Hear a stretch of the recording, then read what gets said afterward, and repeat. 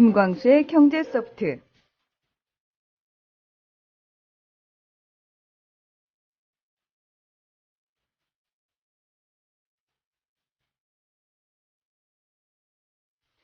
김광수의 경제소프트를 진행하고 나서부터는 경제 기사에 유독 의구심의 눈초리로 많이 바라보게 되는 그런 증상이 생겼거든요. 아마 이 방송을 듣고 계신 많은 분들도 저와 비슷한 증상을 겪고 계시지 않을까 싶은데요.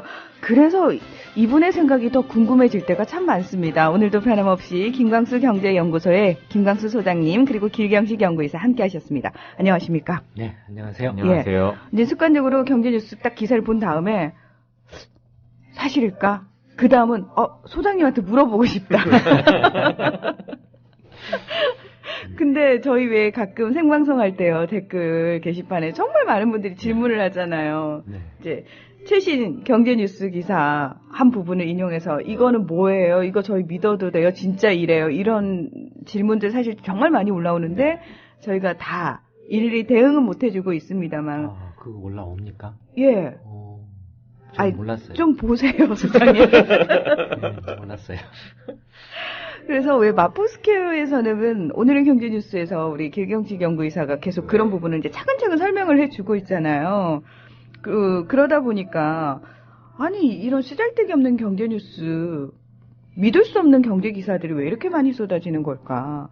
그것도 계속 반복적으로. 예. 이 고질병은 고쳐질 수는 있을까? 그런 생각이 들거든요.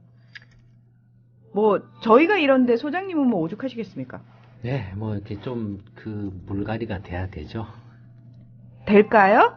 왜 하면 되죠. 뭐 그렇게 만들면 되죠. 저 굉장히 낙관론자입니다. 아니 그렇게 무표정한 표정을 낙관론자입니다. 그러면은 신뢰가 별로 안 가거든요. 네. 경제에 있어서 상당히 낙관론을 견지하고 계신 우리 김광수 소장님과 함께 오늘도 재밌는 경제 이야기 해보겠습니다. 정부에선 빚내서 집 사라는데 사야 할지 말아야 할지 모르겠어요. 사회생활 하려면 경제 지식이 필수인데 어디서 마땅히 배울 데도 없고. 뉴스를 봐도 뭔 소리인지 한 개도 모르겠고 누가 좀 속 시원히 알려줬으면 좋겠습니다. 아직도 신문이나 주간지를 통해 정보를 얻으시나요? 이제 보다 정확하고 심도 있는 실시간 현실 경제 정보를 받아보실 수 있습니다. 대한민국 대표 민간 싱크탱크 김광수 경제연구소. 김광수 경제연구소의 경제시평으로 현실을 꿰뚫어 보십시오. 가입 문의는 031-908-0172. 검색창에 김광수 경제연구소를 검색하세요. 조합원 스토리텔링님 신청 광고입니다. 겨울철 벨미 과메기 맛있게 드셨어요? 포항 죽도 시장 상인협동조합에서 이번에는 간장게장을 내놓아요. 살아있는 암꽃게로 만들어 살이 탱탱한 명품 간장게장. 미디어 협동조합원께는 아주 저렴한 가격으로 모시고 배송비를 따로 받지 않습니다. 010-9896-8282 010-9896-8282 검색창에서 죽도락을 검색하세요. 밥도둑 망도둑 내 사랑 간장게장.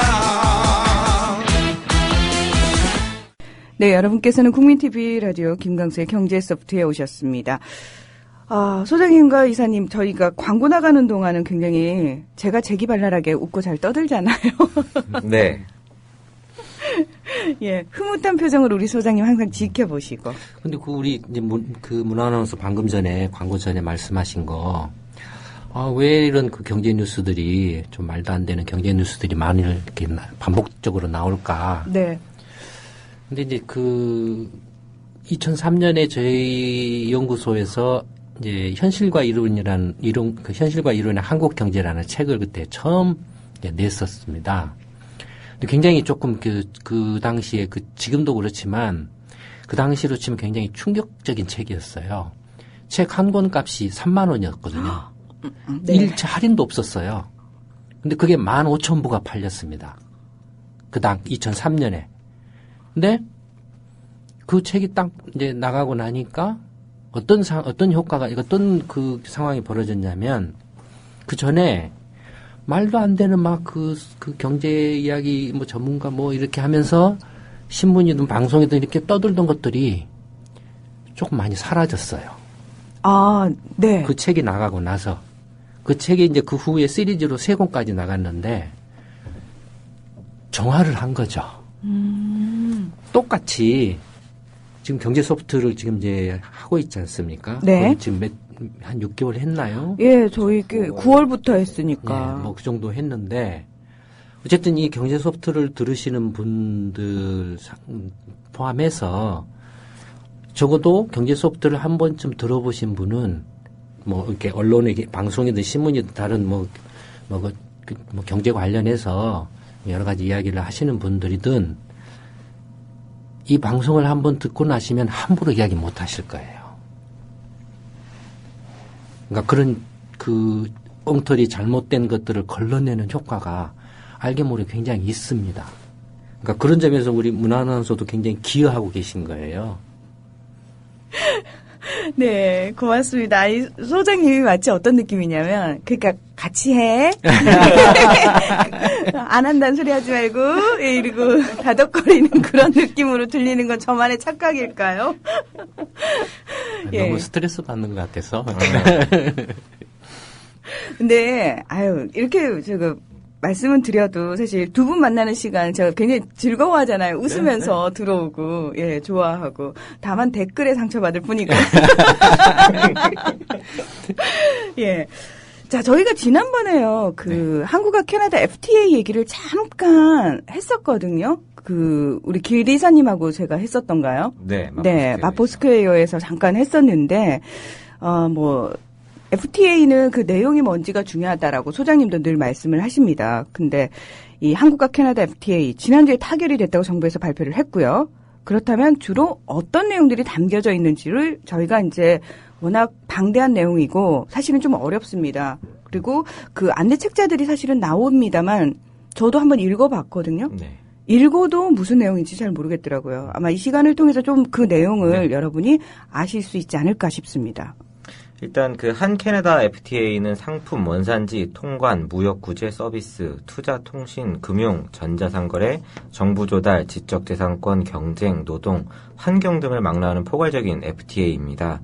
상품 분야 같은 경우에는 양국 모두 협정 발효 후 10년 이내에 대다수 품목에 관해 관세가 철폐되는 높은 수준의 FTA를 체결하였습니다. 특히 캐나다 수출의 40% 이상을 차지하는 자동차에 관해서는 관세를 3년, 실질적으로는 24개월 만에 철폐하기로 합의를 했습니다.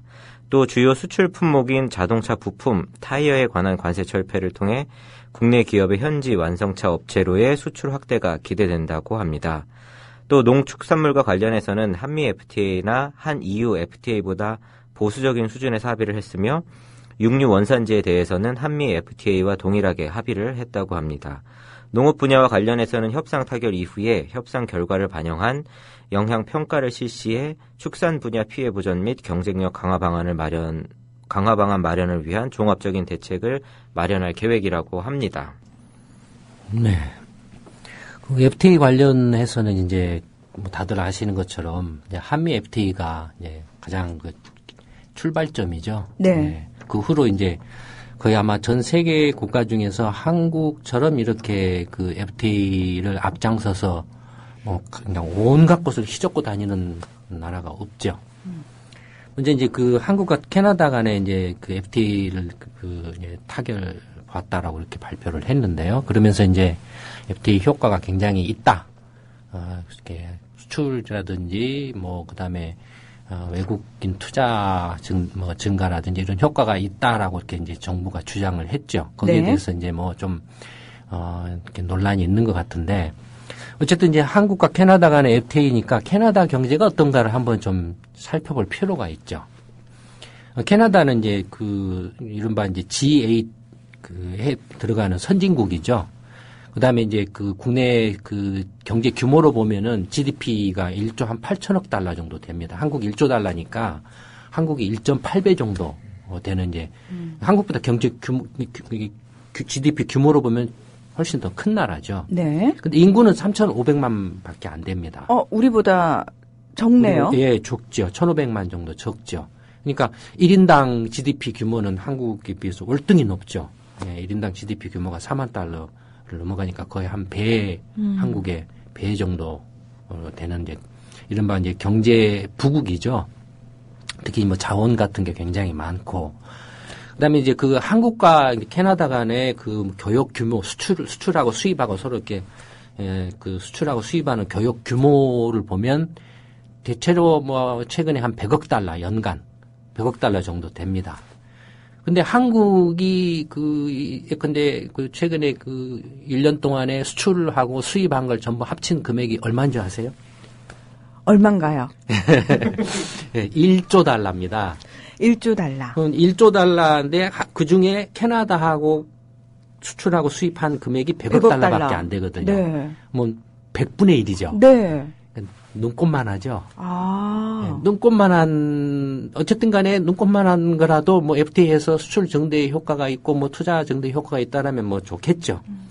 좋은데 어쨌든 100분의 1 정도에 불과한데 그걸 뻥튀기를 해봐야 얼마나 뻥튀겨지겠냐라는 거죠. 그러니까 일단 그 교역면에서 거의 이제 수출면에서도 24번째밖에 안 되고 캐나다가 한국 입장에서 봤을 때 수입도 24번째밖에 안 되죠. 그러니까 비중이 상당히 적죠. 그럼 왜 한국하고 캐나다 간에 그렇게 교역이 적냐? 서로 필요한 게 별로 많지 않기 때문에. 네. 그다음에 캐나다는 다들 아시는 것처럼 벌써 1994년 이제 그 북미 자유무역 협정 나프타 예, 회원국이죠. 네. 그러니까 이미 미국하고 멕시코하고는 이렇게 무관세 그 FTA가 이렇게 벌써 한 20년 가까이 이제 이루어져 온 나라죠. 미국하고 딱 붙어 있죠. 네. 결국은 사실 미국하고 붙어 있다는 것은 미국 경제권이죠.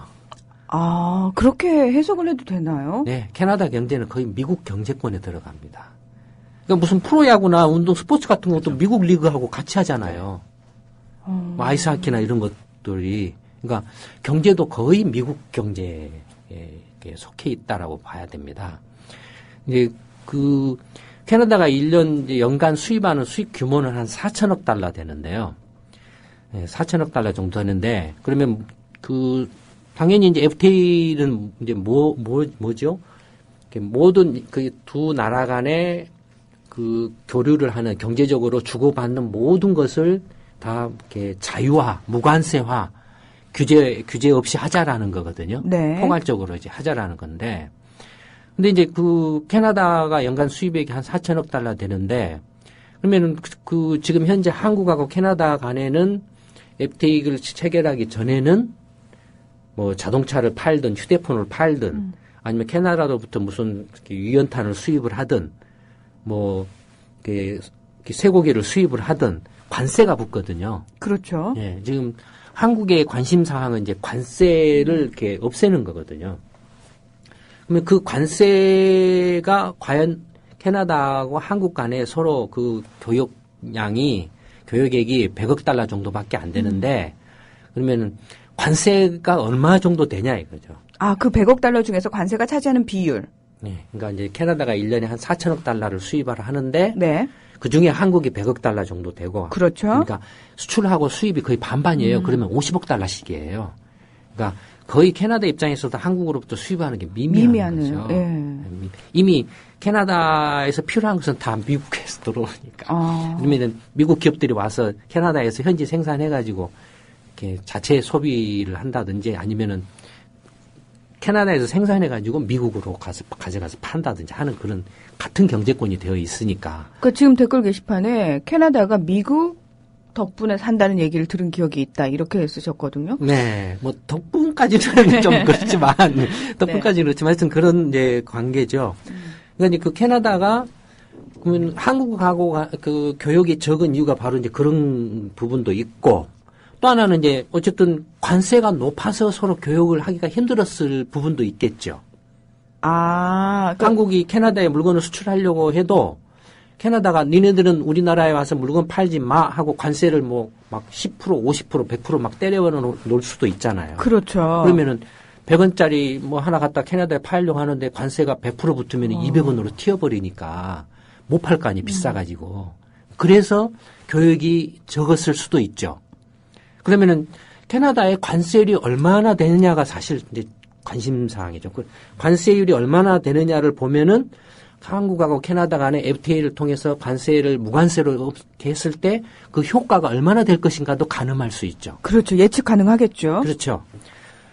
캐나다가 이제 그 세계 각 나라마다 상품을 이렇게 수출하는데 무작위로 그냥 아무것도 없이 막 무대포로 막 이렇게 수출하고 수입하고 하지는 않거든요. 상품별로 다 이렇게 분류를 해놓습니다.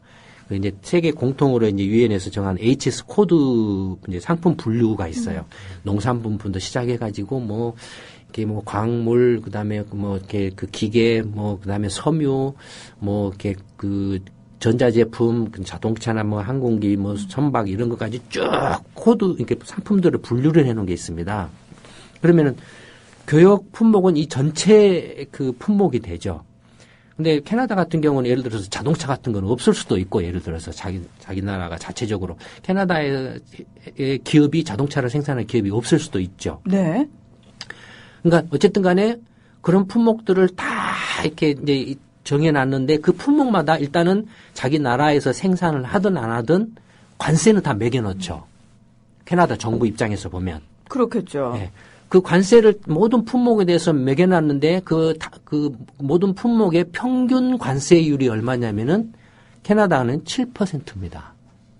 모든 품목에 평균 관세율이. 그러니까 예를 들어서 한국이 캐나다에 100원짜리를 수출한다면은 캐나다 정부가 7원 관세를 붙인다 이거예요. 얼마 안 되는데요. 107원에 이제 캐나다 이제 그 소비자들한테 판다라는 거죠. 그렇죠. 근데 그게 이제 평균 관세율이에요, 단순히. 단순화시킨. 근데 그 안에도 농산품과 공산품 관세율이 이제 품목마다 다르죠, 관세율이. 공산품 같은 경우는 한국이 특히 관심을 가지고 있는데 5.3%에 불과합니다. 농산품은 캐나다도 농업국가이기도 한데 18% 높죠, 상대적으로. 그러니까 뭐 평균 이제 관세율이 그렇고요. 실제로 근데 캐나다 입장에서 보면 수입을 많이 하고 수출을 많이 하는 품목들이 있겠죠. 네. 수입을 많이 하는 품목의 관세율이 높으면은 실질적인 평균 관세율은 상대적으로 높아지겠죠.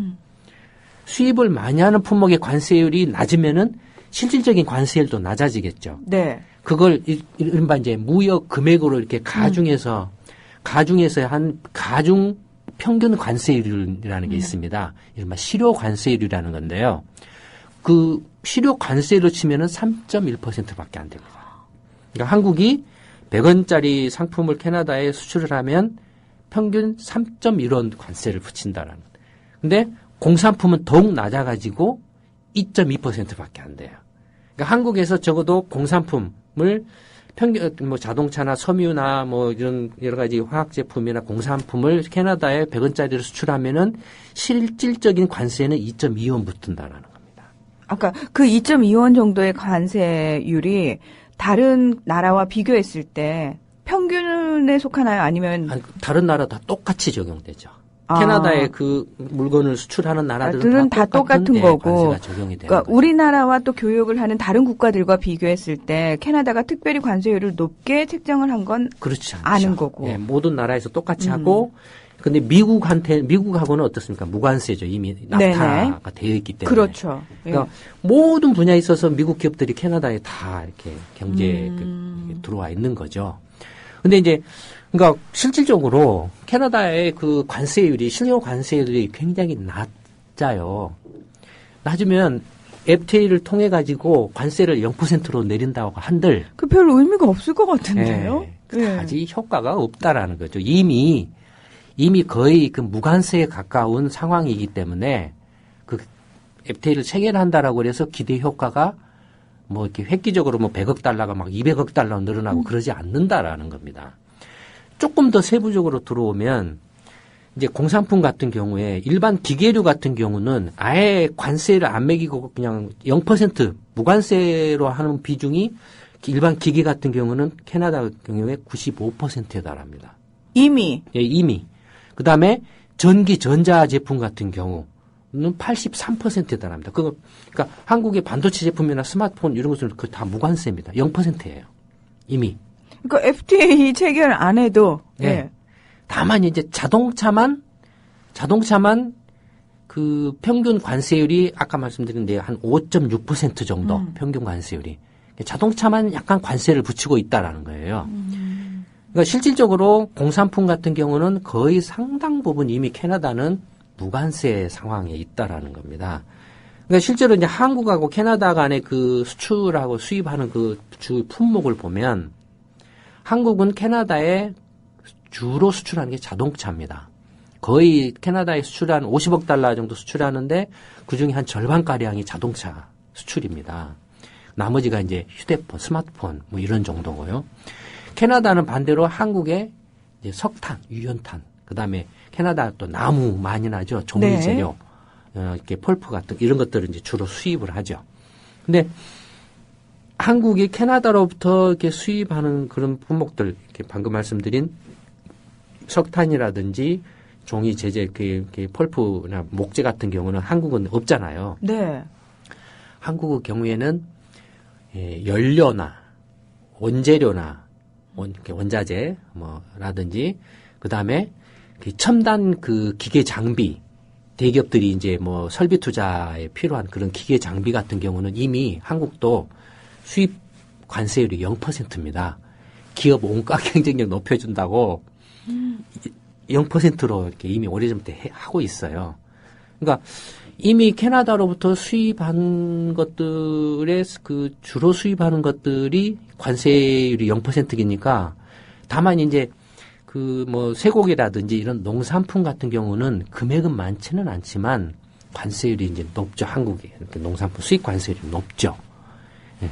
그러니까 이제 상대적으로 그 이제 한국하고 캐나다 간에 그 FTA를 체결하게 되면 한국 이제 정부가 주장하기는 자동차 수출이 많이 늘어날 거다. 관세 한 5.6% 되니까, 네. 5, 6% 되니까 캐나다에 훨씬 더 자동차를 많이 팔 수 있을 거다. 그다음에 뭐 농산품 같은 경우는 아까도 잠깐 뭐 이야기가 있었지만 상당히 그 방어를 잘 해가지고 그 좀 더 우리가 시장 농업을 보호하는 차원 이렇게 조치를 많이 취해놨다. 뭐 이런 식의 이제 주장을 하고 있거든요. 근데 자동차의 경우를 보면 캐나다 아까 인구가 3,500만이니까 자동차 시장이 크지 않습니다. 우리나라보다도 적잖아요. 적죠. 예. 네, 작은데 땅이 넓기 때문에 1가구 2대, 3대 가지고 있을 수 있죠. 그러네요. 소득이 높고. 그렇죠, 그렇죠. 예. 예. 근데 어쨌든 캐나다 자동차 시장을 보면 거의 절반은 미국 자동차 회사가. 그러니까 포드나 GM이나 이런 데가 이제 캐나다에 공장을 세워가지고 그 캐나다에서 생산한 자동차를 캐나다에도 팔고 미국에다도 가져와서 팝니다. 캐나다에서 생산한 자동차는 미국산입니다.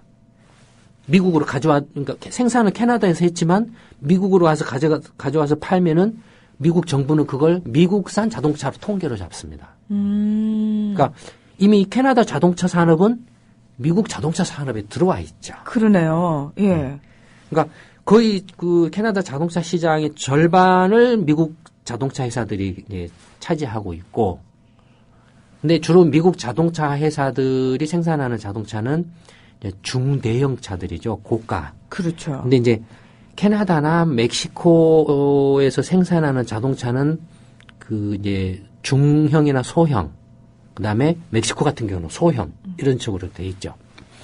그다음에 이제 두 번째로 캐나다 자동차 시장을 점유율이 높은 데가 일본입니다. 일본이 한 30% 넘습니다. 그러니까 미국하고 일본 두 개 합치면 거의 80%가량을 두 나라 자동차 회사들이 장악을 하고 있어요, 이미. 근데 일본 같은 경우는 이제 그 캐나다에도 현재 생산 공장이 있고, 도요타라든지 이런 데가, 왜냐면은 캐나다에다가 생산 공장을 세워서 거기서 생산을 하면 캐나다 자동차잖아요. 네. 상표는 도요타 자동차지만 캐나다에서 생산했으니까 그러면 미국으로 무관세로 들어가죠. 그런 식으로 해서 이제 많이 지었거든요. 그러니까 그 캐나다 자동차 시장이 이미 이 미국 자동차 회사하고 일본 자동차 회사들이 장악을 하고 있고, 그다음에 이 차종이 다릅니다. 근데 이제 미국 자동차 회사 같은 이제 GM이라든지 포드라는 이런 자동차 회사들은 주로 중대형 고가 승용차하고 픽업 트럭을 이제 생산을 하고요. 그다음에 이제 뭐 독일 같은 경우는 이제 정말로 3만 달러 이상, 미국 자동차 같으면 한 2만 5천 달러에서 3만 달러 이런 정도의 차를 이렇게 생산해서 팔죠. 독일 자동차 회사들은 평균 3만 달러 이상 고가 자동차들을 이제 막 팔죠. 그다음에 이제 일본 자동차 회사들은 자동차 뭐 품질이 좋아도 가격대는 2만 5천 달러대입니다. 평균적으로. 네. 근데 이제 독일 자동차 회사들은 주로 고급 자동차들을, 승용차를 생산해서 팔지만, 일본 자동차 회사들은 소형차, 중형차, 대형차, 고급차 그냥 풀 라인업을 갖춰서 생산해서 팔고 있어요. 한국, 이제 주로 현대 기아차죠. 현대 기아차 같은 경우는 2만 달러대입니다. 2만 달러 선입니다. 미국 자동차 시장에서. 미국 자동차보다 훨씬 저렴하게. 네, 그러니까 2만 달러 선이니까 캐나다 역시 마찬가지입니다. 마찬가지로 그 가격대의 시장이죠. 그 다음에 근데 지금 국내 아반떼 같은 거 미국에서는 뭘로 팔리죠? 엑센트인가 뭔가 엘란트라로 해서 이렇게 팔리죠. 이름이 달리해서 팔리죠. 그런 경우는 거의 12,000~13,000달러? 이런 거죠. 그러니까 거의 이른바 저가 소형차 시장이죠. 한국의 경우에는. 한국 현기차가 주로 이제 캐나다에서 파는 것은 저가 소형차. 그러니까 2만 달러 이하의 그런 이제 시장을 타겟으로 하고 있는데, 그러니까 그런 경우도 미국 차나 일본 차하고 경합을 한다 이겁니다. 그러니까 딱히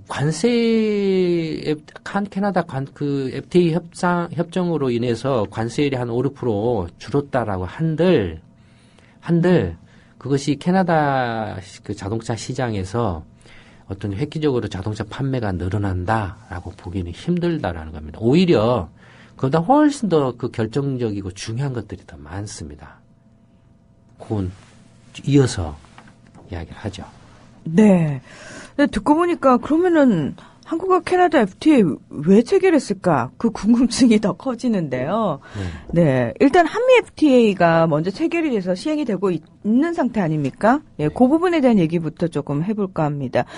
한미 FTA 발효된 지 벌써 2년이 됐는데요. 그동안의 성과에 대한 분석 자료를 정부에서 발표를 했죠. 어떤 내용들이 담겨져 있습니까? 네, 지난 14일에 산업통상자원부가 한미 FTA 발효 2주년 성과 분석 자료를 발표를 했습니다. 그 주요 내용을 보면 한미 FTA는 발효 2년간 대미 수출 증대 및 투자 활성화의 계기를 제공했고 이를 통해 우리 경제 활성화에 기여를 했다라고 말을 했습니다. 교역량을 보면 발효 2년차의 대미 수출이 10.3%, 수입은 마이너스 3.8%로 나타났고 대세계 수출이 비교를 했을 때 각각 6%, 5.3%인 대세계 수출입에 비교를 했을 때 크게 증가한 것으로 나타났다고 합니다. 또 투자 발효 2년간 대미 투자 유치가 동기간 대비로 약 2배 확대된 효과가 있다고 밝혔습니다. 특히 대미 농식품 수출이 크게 증대된 것으로 나타났습니다. 대미 농식품 수출은 가공식품 위주로 발효 전 대비 21.4% 증가한 것으로 나타났고 수입은 곡물류 수입 감소 및 축산물 수입 감소로 발효 전보다 20.2% 감소한 것으로 나타났다고 합니다. 정부는 취약산업과 관련해서 한미 FTA가 미치는 영향을 지속적으로 모니터링하고 보완 대책을 추진하겠다라고 밝혔습니다. 네. 일단 이 내용만 딱 들었을 때 처음 든 생각은 한미 FTA 덕분에 뭔가 좋은 성과를 낸 모양인데? 라는 생각이 들거든요. 뻥이죠.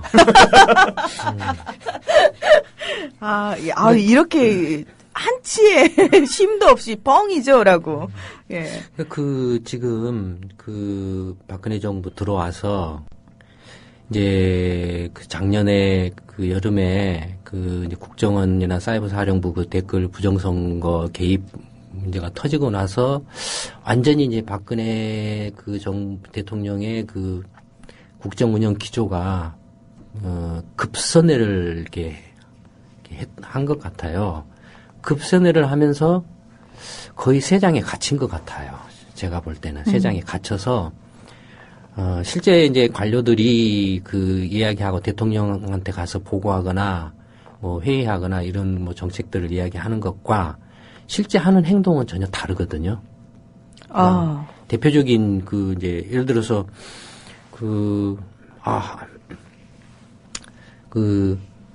뭐 이렇게 이제 정부 그 공공 채무 이야기도 저번에 한번 했지만 네. 공기업 혁신 개혁을 해야 된다라는 게 이제 너무 이렇게 그 공기업들 채무가 폭증을 해서 정부 채무도 폭증을 하고 근데 그거를 이제 와서 포장을 한다 이거죠. 중복을 계산해 보니까 채무가 확 줄고 있다. 뭐 이런 식으로 이제 포장을 하는 거죠. 한미 FTA 같은 경우도 지금 이제 한국, 캐나다 뭐 FTA 하면서 그 어젠가 제가 이제 그 점심 먹고 산책을 나갔는데 갑자기 그냥 그 일산 저 연구소가 일산에 있는데 호수공원 앞에 큰 광장이 있습니다. 굉장히 큰 광장이 있거든요. 근데 그 광장을 갑자기 그 경찰차가 완전히 둘러싸 버렸어요. 그리고 그 광장으로 통하는 모든 길목마다 이제 그 의경인가요? 다 서 있더라고요. 그래서 이게 저는 무슨 일인가, 느닷없이 여기에 무슨 대통령이라도 올 일 있나, 라고 이렇게 우아하게 봤더니 이제 한국, 캐나다 FTA 협정 타결을 이제 반대하는 경기도 지역 농민단체 집회가 거기서 열렸어요. 네. 집회가 열렸는데 제가 보니까 한 200~300명도 안 되는 것 같아요. 온 사람들이. 근데 그 어마어마한 광장을 경찰차가 삥 둘러서 하고 사복 뭐 이렇게 이런 사람들 뭐 마이크 귀 마이크 차고 막 널려 있고 그냥 의경들은 길마다 다 이렇게 막아가지고 있더라고요. 그러니까 이 사람들은 이건 정책이잖아요. 네. 근데 농민들 입장에서 뭐 이렇게 FTA를 할 수도 있죠. 그게 나라 경제에 도움이 된다면 할 수도 있는 거예요. 할 수도 있지만 그렇다라고 자기의 어떤 그 생존권이나 자기의 먹고 사는 문제에 대해서 목소리를 내는데 왜 그 어마어마한 경찰들이 와서 그 난리를 피우냐 이겁니다. 그리고 길 가는 사람들을 완전히 위압을 해요. 그러니까 너무 이렇게 황당하고 그 기가 막힌 거예요. 네. 그래서 그러다가 이제 또 이 황당한 이제 한미 FTA 2년의 효과가 굉장히 있다라는 이 황당한 이야기를 그래서 이제 그걸 보고 오늘 지금 이 이야기를 좀 해야 되겠다라고 이제 생각을 한 거죠. 네. 그 한미 FTA가 2012년 3월 달에 발효가 됐죠. 뭐 그 전에 이제 한미 FTA를 추진하게 된 경위 뭐 이런 것 저런 거 이야기하면은 길죠. 이야기가. 네. 이야기 긴데 다 뭐 제껴놓고 한미 FTA를 이제 2012년 3월 달에 그 발효해서 이제 2년 정도 경과했는데 그러면은 상식적으로 그 한미 FTA를 해가지고 효과가 있느냐 없느냐를 이렇게 평가를 하려면 FTA를 하기 전과 하고 난 후의 상황을 일단 비교를 해야 되겠죠. 나누어서. 네, 상식적으로 그건 당연한 거죠. 네, 나눠서 이렇게 비교를 해야 되죠. 그 다음에 하기 전에 이제 예를 들어서 하기 전에는 뭐 100이었다라고 하면 하고 난 후에 120으로 뛰었다라고 합시다. 네. 그러면 그 20만큼 늘었잖아요. 그럼 20만큼 는 게 이게 FTA 때문에 는 것인지 다른 것 때문에 는 것인지 확인을 또 해야 되죠. 두 번째로. 그러네요. 네. 예를 들어서 100이었는데 120으로 늘었다라고 해서 이것이 FTA 때문에 그 생긴 효과라고 그냥 몰아쳐버릴 수는 없죠. 왜냐하면은 수출입과 관련해서는 환율도 크게 작용을 할 테고요. 그렇죠. 네. 그러니까 요컨대 지금 그 박근혜 정부가 지금 한미 FTA 2년간의 성과가 굉장히 있다라고 주장하는 게 지금 말도 안 되는 이런 이렇게 그냥 겉으로 드러난 수치 가지고 그냥 이게 전부 FTA 효과에 하고 몰아쳐버린 거다 이거. 근데 실제 그 안을 들여다보면 전혀 그렇지 않다라는 거예요. 예를 들어서 이제 그 이야기 들어가기 전에 한마디만 더 하면 FTA 한미 FTA 하는데 얼마나 그 반대가 많았고 그 갈등이 많았습니까? 중요한 건 FTA 할 수 있다 이겁니다. 중요한 건 뭐냐면 그걸 어떻게 그 민주적이고 모두가 서로 이렇게 받아들일 수 있는 방안을 만든 다음에 충분히 서로 이렇게 조율을 해서 이렇게 납득할 수 있는 그런 안을 만든 다음에 해도 하는 것이지 자기만 애국자냐 이겁니다. 대통령만 애국자고 정부 관료들만 애국자냐 이겁니다. 그다음에 그 사람들이 왜 일반 국민들의 생사 여탈권을 가지고 있는 것처럼 행세를 하냐 이겁니다. 예를 들어서 한미 FTA를 인해 가지고 만약에 그로 인해서 농민들이나 아니면 자영업자들이나 이렇게 이런 사람들이 타격을 받는다. 그래서 생계가 막막해진다. 먹고 살 길이 없다라고 하면은 한미 FTA 근데 나라 전체로 보면 자동차도 많이 팔고 스마트폰도 많이 파니까 우리 득이 더 크다. 그래서 해야 된다. 라고 하면 그러면 대통령이 됐든 정부 관료가 됐든 그러면 일반 농민들이나 자영업자들은 죽으라는 그런 생사 여탈권을 갖고 있냐 이겁니다. 그건 아니죠. 그렇죠. 경제 문제는 경제 문제고 경제적으로 손득 문제는 손득 문제고 정치적인 민주주의 문제는 또 별개거든요. 그러니까 다수결이 아니거든요, 결정이. 네. 그러니까 그러니까 경제는 결코 민주주의가 아닙니다. 경제는 다수결로 결정 나는 게 아니에요. 경제는 경쟁의 원리고 그다음에 한 사람이라도 굶어 죽는 상황이 벌어지는 정책을 하면은 안 되는 겁니다. 경제는 정치적인 것은 민주주의를 기반으로 한 다수결에서 결정할 수는 있겠지만 경제에 관한 문제는 사람들의 그 삶과 직결된 문제들이기 때문에 그건 절대로 다수결로 결정하거나 내가 힘이 세기 때문에 내 힘 센 걸로 밀어붙여서 결정할 수 있는 문제. 그럼 죽어버리거든요, 사람이. 죽거든요. 일본이 한국이 하도 막 FTA하고 난리 치니까 또 일본 경제가 이제 계속 침체하니까 일본이 2012년에 환태평양 자유무역지대 TPP라는 게 있습니다. 네. 거기에 일본이 이제 가담을 하겠다라고 이렇게 했어요. 일본이 그 전까지만 해도 왜 그 FTA를 일본도 한국처럼 이렇게 수출이 굉장히 큰 나라죠. 근데 왜 그런 걸 생각을 안 했겠습니까? 이미 생각하고 오래 전부터 80년대부터 그냥 그런 문제들을 계속 생각하고 그런 문제에 대해서 갑론을박하고 막 해왔거든요. 2012년에도 이제 TPP에 참가한다라고 결정을 하고서 이제 국민들한테 그 이해를 구한다라고 이렇게 해왔는데 그래서 작년 연말까지 그걸 이제 합의를 하고 이렇게 시행을 하기로 했어요. 근데 결국에는 못했어요. 뭐 때문에 못했냐면 일본 경제 전체로 보면 역시 일본도 농업이 일본 경제 전체의 5%가 안 됩니다. 한국하고 비슷해요. 그런데 5%도 안 되는데 일본 아베 총리가 됐든 누가 됐든 그 5%도 안 되지만 생사 여탈권을 자기가 갖고 있는 건 아니에요. 네. 그러니까 어떻게 해서든지 그 FTA나 TPP에 참가를 했을 때 그로 인해서 굶어 죽을 수 있는 또는 자기 생계를 유지할 수 없는 사람들을 어떻게 이렇게 안전장치를 만들어내느냐. 그게 해결되지 않으면 할 수 없다라는 겁니다.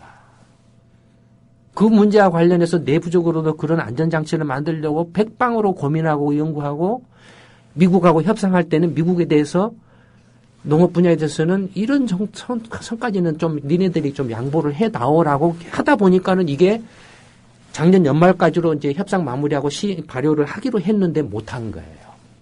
일본 정치인들이나 관료들이 한국 정치인이나 관료들보다 수준이 낮은 바보들이냐 이겁니다. 절대 안 그렇거든요. 훨씬 더 높거든요. 그러니까 자국민의 입장에서 보면 그런 정부가 훨씬 좋은 정부인 거죠. 예. 그러니까 국민 한 사람 한 사람을 포기하지 않고 다 생각을 한다는 의미 아니겠습니까? 그렇죠. 예. 절대로 자기가 대통령이고 자기가 무슨 정부 관료고 장관이고 무슨 정치인이라고 그래서 국민 한 사람 그래서 설령 한 사람이라도 한 사람 먹고 사는 생사 여탈권을 가질 수가 없어요. 그래서 정책이라는 것들이 중요한 거죠. 그런 것들을 다 이렇게 껴안아서 문제를 이렇게 풀어갈 수 있는 정책이라는 게 그래서 중요한 거죠. 그냥 질러버리고 막 밀어붙여버리고 경찰 동원하고 못하고 해서 해결할 것 같으면 굳이 무슨 시장 경제고 정책이고 뭐 민주주의고 할 필요가 뭐가 있냐 이겁니다. 아무런 그냥 해버리면 되는 거죠. 한미 FTA로 돌아와서 2년 동안에 이제 그 성과에 대해서 이야기를 했는데 실제로 그 한미 FTA를 하기 전에 미국의 실효 관세율, 아까 캐나다 실효 관세율이 있었죠. 네. 미국의 실효 관세율이 2%가 안 됐어요. 캐나다보다 더 낮았어요. 네. 그러니까 이미 시작부터 FTA를 한다라고 해서 그 관세 인하로 인한 효과가 별로 없다라는 것을 이미 우리 연구소가 계속 이야기를 했어요. 노무현 정부 때부터 효과가 없다라는. 근데 그런 걸 전혀 검토를 안 했어요. 생각을 안 했어요. 왜냐면은 무조건 FTA는 해야 된다라고 정해놔 버렸기 때문에 그 다음에는 나머지는 다 포장하는 거죠. 이것도 지금 다 포장하는 작업이에요. 한미 FTA 2년 성과평가도 포장하는 작업이죠. 근데 실제로 한미 FTA를 하기 전에 뭐라고 말했냐면 자동차 수출 많이 늘어난다. 스마트폰 많이 팔린다. 뭐 섬유 제품 많이 팔린다. 의류 많이 이렇게 주장을 했어요. 근데 스마트폰은 이미 관세가 0%입니다. 그러니까 FTA 체결하기 전에요? 반도체도 다 0%예요. 한국이 미국에 제일로 수출을 많이 하는 게 이 전자제품하고 자동차거든요. 자동차만 관세, 승용차의 경우에 2.5%였습니다. 미국이. 승용차의 미국 관세율이. 근데 한미 FTA를 하고 나서 한국에 수출한 미국 상무부가 발표한 통계를 가지고 이야기합니다. 한국 통계는 부정확하기 때문에 미국 상무성이 발표한 통계를 가지고 이제 제가 이야기를 드리는 거예요. 네. 한국이 미국에 수출한 수출액이 멈췄습니다. 거의 안 늘어났어요. 2010년, 2011년에는 수출이 팍 늘었다가 네. 2012년에 멈춰버렸어요. 그러니까 한미 FTA를 하고 나서 하기 전에 한국이 미국에 2010년, 11년 2년 동안에 수출이 급증을 하고 2012년, 13년에는 멈췄다라는 겁니다. 그 다음에 미국 경우는 반대로 똑같이 2010년, 11년에 한국에 대해 수출이 늘었다가 미국도 한미 FTA를 했으면 한국에 대한 수출이 늘어나야 될 거 아닙니까? 그렇죠. 줄었어요. 2012년, 13년에. 미국은 한국에 대한 수출이 줄었어요. 반면에 상품 같은 경우는 그렇습니다. 반면에 서비스 같은 경우는 한미 FTA에서 쟁점이 됐던 게 지적재산권, 네. 뭐 영화라든지 저작권이나 이런 거 있잖아요. 책 같은 거, 음악 같은 거 이런 것들이 이제 문제가 됐거든요. 근데 이것은 이 서비스 미국이 한국에 대한 서비스 수출은 한미 FTA 반려되고 나서 굉장히 가파르게 늘어나고 있습니다. 아주 수직으로 상승하고 있어요. 로열티 지급이. 그러니까 미국은 이 서비스 면에서 굉장히 효과를 보고 있는 거죠. 네. 반면에 한국은 미국에 대한 서비스, 이렇게 미국 사람이 한국으로 여행 온다든지 뭐 이런 거 있잖아요. 어떤 특허, 로열티 받는다든지 하는 것을 줄어들고 있습니다.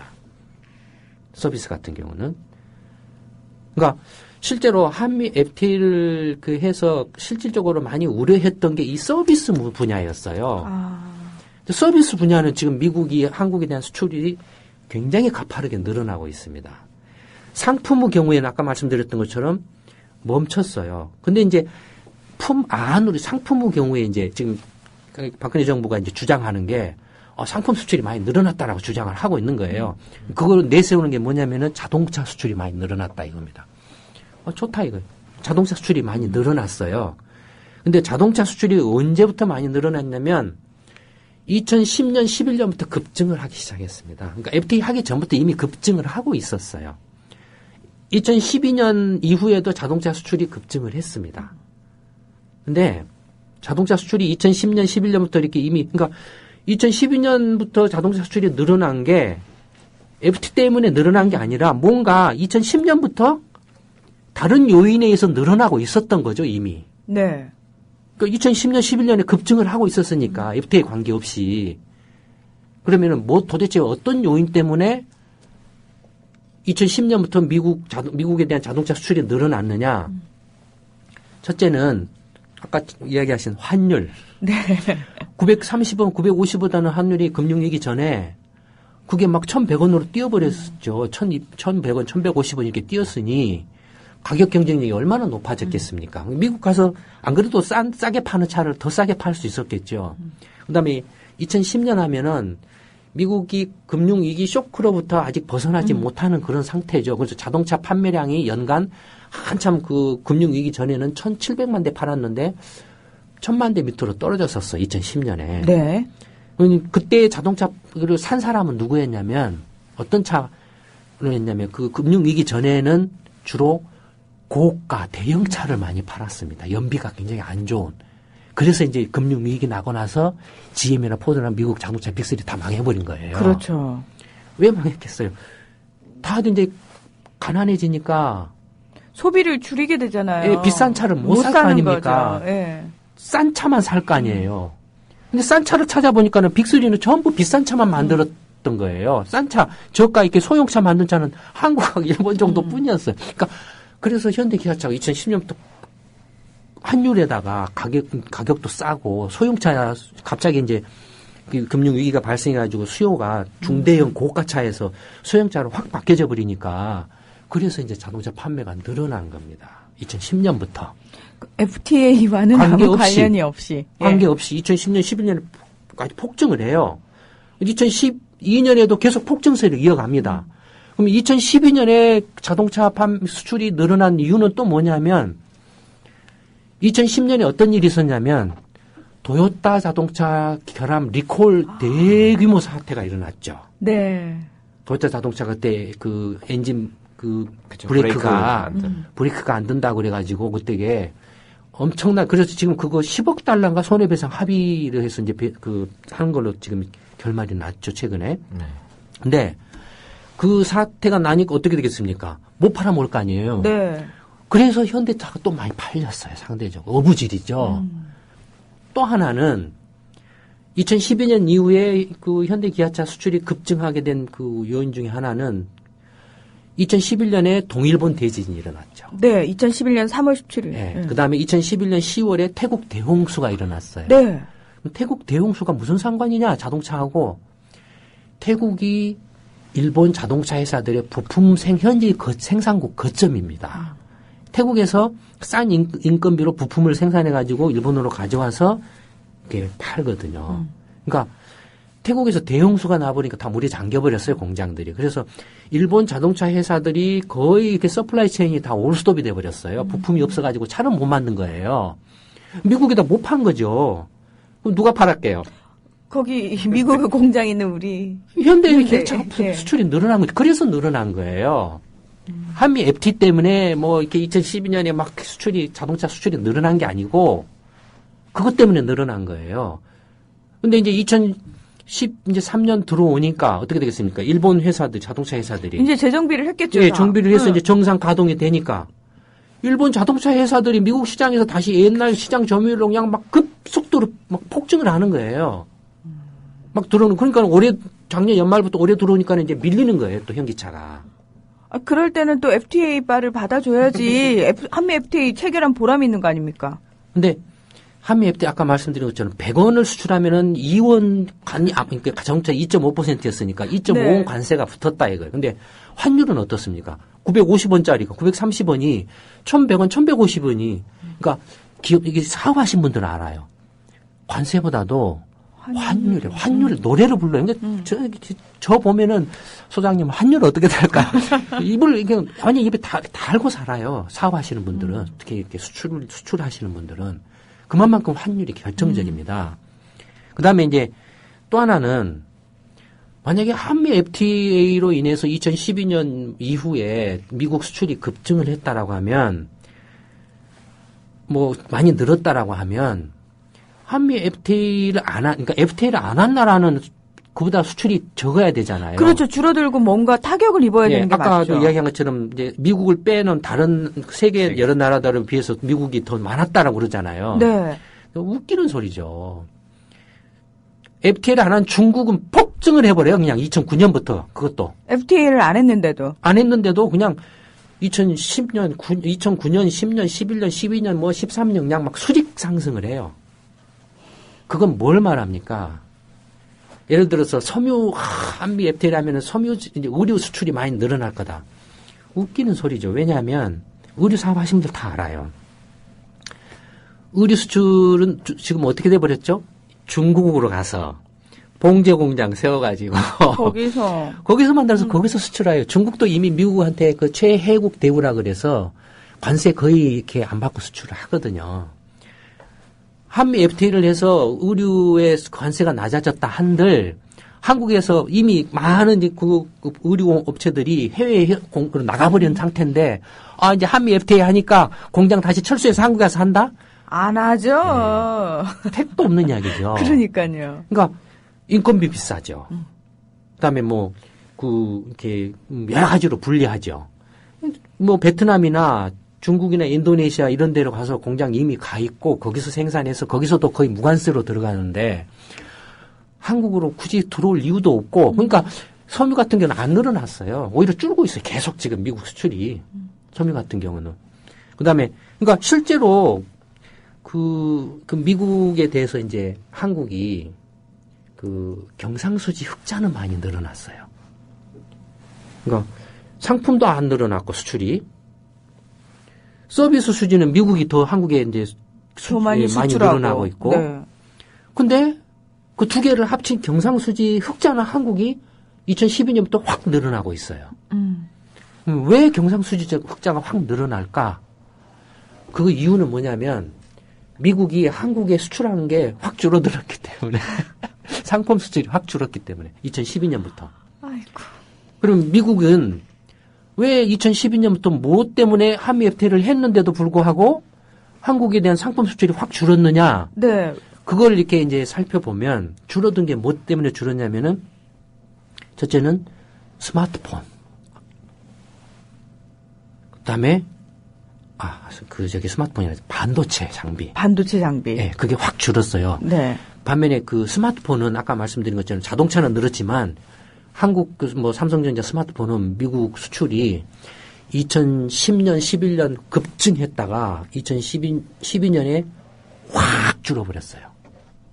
그러니까 애플한테 확 밀려가지고 네. 소송도 걸리고 가지고 확 줄어버렸어요. 그러니까 이미 그 스마트폰은 관세율이 0%였기 때문에 그러니까 그것만 봐도 그 관계가 없다 이거예요. 그다음에 미국의 경우에는 한국에 대한 수출이 확 줄은 게 뭐 때문에 줄었냐면 반도체 장비가 줄었어요.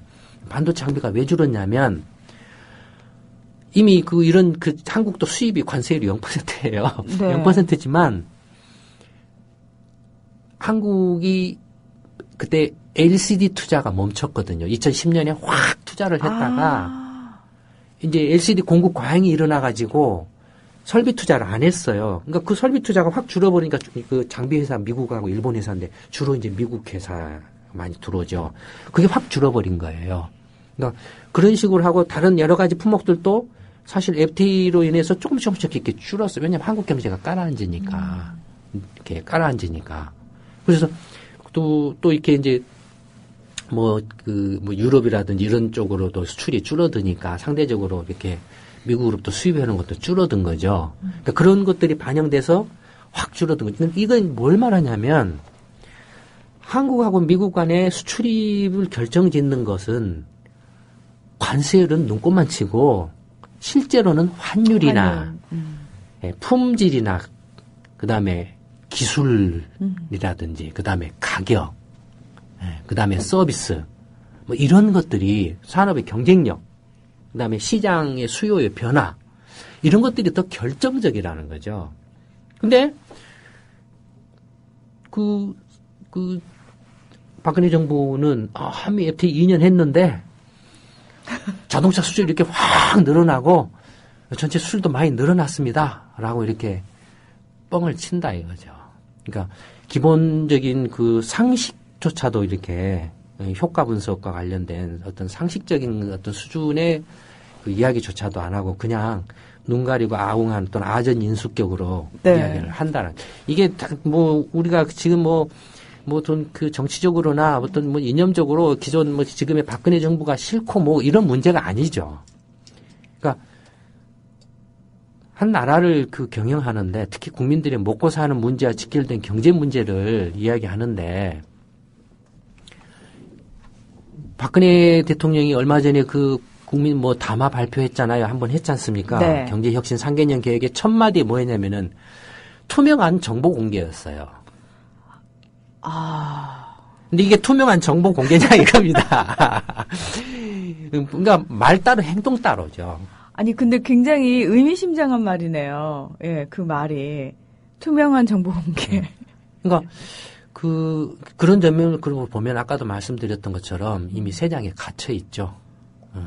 그러니까 대통령은 스스로도 이렇게 뭐 말을 해줘봐야 뭘 알아듣겠습니까? 그러니까 대통령도 모르고 있는 거죠. 속이거나 숨기려고 하는 게 아니라 본인도 어떻게 이야기를 해도 못 알아들었겠죠. 뭐 그런 것도 있고. 네. 그다음에 그 앞에 가서는 그렇게 뭐 잘하는 것처럼 이야기하고 돌아서서는 이렇게 이제 포장을 한다 이겁니다.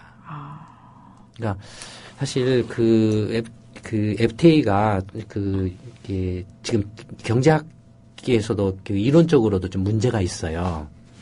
이제 경제학을 분야별로 보면 이제 이야기했지만 분야별로 보면은 이제 실물 경제를 다룬 미시거시 경제가 있고 저번에 가치 결정 이론 말씀드렸죠. 그게 네. 다 이제 실물 경제에 속하는 거고 그다음에 이제 국제 경제학, 이렇게 무역이라든지 뭐 투자라든지 이런 환율이라든지 이런 걸 다루는 국제 경제학이 있고 그다음에 금융 경제가 있고 이렇게 이제 크게 있거든요. 국제 경제학 분야에는 무역 이론이 있고 투자 이론이 있고 환율 이론이 있고 이제 국제 금융 이론이 이렇게 크게 네 가지 영역으로 나눕니다. 그 중에 무역 이론과 관련된 건데 이게 지금 무역과 투자를 포괄하죠. 근데 이 근거가 뭐냐면 리카도의 비교 우위설입니다. 네. 근데 리카도의 비교 우위설이 틀렸어요. 나중에 기회를 봐서 네. 이 지금 그 자유무역 이론이 전부 이 리카도의 비교 이설을 근간으로 하고 있습니다. 저희 그 경제학을 깊이 배우지 않아도 그 정도는 배우는 건데 그게 틀렸다라고 말씀을 하시니까 순간 뭐지? 멘붕에 빠졌는데요. 네. 제가 말씀드렸죠. 노벨 경제학상 좀 받아야 된다고. 기대하겠습니다.